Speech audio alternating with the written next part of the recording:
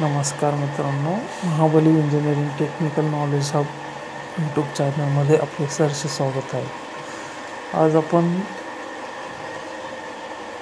Roller फोर्जावरती true करून CO2 welding करून bearing size कशी केली जाते ते बघणार आहोत. मित्रांनो, रोलरला पहिल्यांदा CO2 वेल्डिंग करून आणणे, त्यानंतर जी बेरिंग साईज ओके आहे ती वन साईड चेकच्या साईडने ट्रू करून, त्यानंतर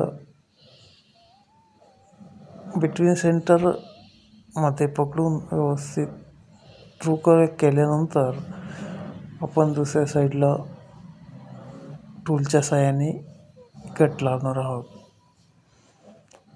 रोलरची लेंथ जास्त असल्यामुळे आपण आणि वेल्डिंग CO2 वेल्डिंग केलेले असल्यामुळे आपण एक दीड mm चा कट देऊन हळूहळू वेल्डिंगचे मटेरियल कमी करून, त्यानंतर व्हर्नियर किंवा व्हर्नियरच्या साह्याने आपण पहिल्यांदा रफ साईज करून घेणार आहोत. त्यानंतर मायक्रोमीटरने व्यवस्थित प्रॉपर साईज करायची आहे. त्यानंतर लास्टला 0.05 मटेरियल ठेवून पॉलिश पेपरने व्यवस्थित पॉलिश करून बेरिंग साईज केली जाते.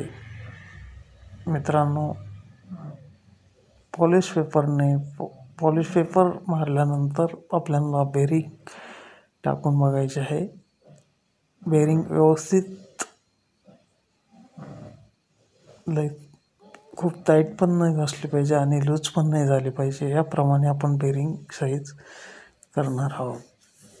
धन्यवाद मित्रांनो. यानंतर आपण पुढील ऑपरेशन नर्लिंग कसे केले जाते हे पण पुढील व्हिडिओमध्ये जाणून घेणार आहोत. माहिती आवडल्यास महाबली इंजिनिअरिंग टेक्निकल यूट्यूब चॅनलला लाईक करा व सबस्क्राईब करा. धन्यवाद मित्रांनो. Thanks for watching Mahabali engineering technical knowledge hub. Thank you.